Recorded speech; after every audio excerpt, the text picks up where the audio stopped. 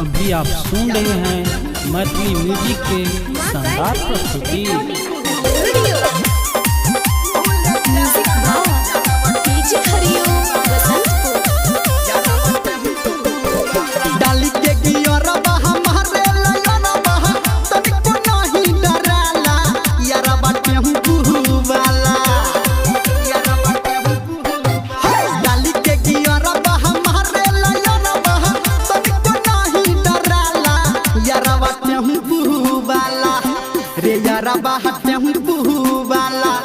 काठी के दिलवा मुहले जाला यारवा टेम्पू वाला काठी के दिलवा मुहले जाला यारवा टेम्पू वाला। अभी आप सुन रहे हैं धर्मेंद्र निर्मलिया को पीछे हरिओम बसंत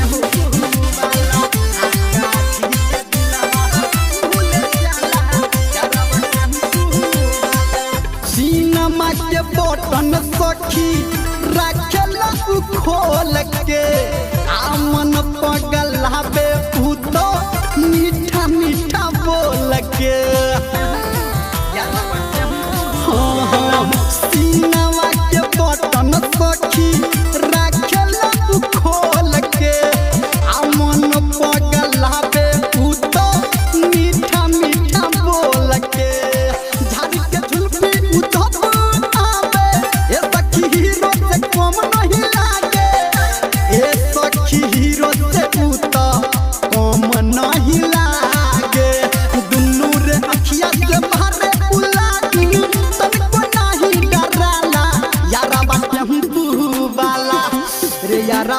टेम्पू वाला काठी के दिलवा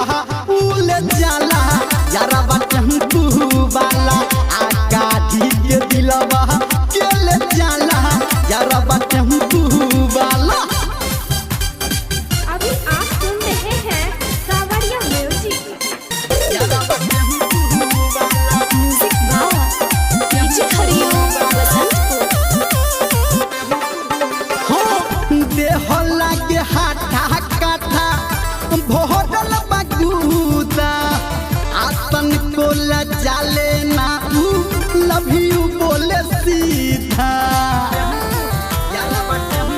ये सखी देहला के हाथा काथा भोरल बगूदा आतन को लजाले ना लव यू बोले सीधा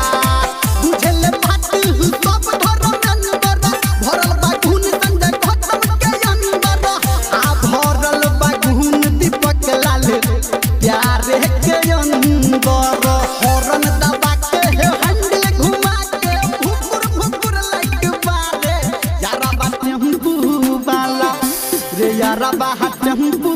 वाला काठी के दिलवा उले जाला यारवा टेम्पू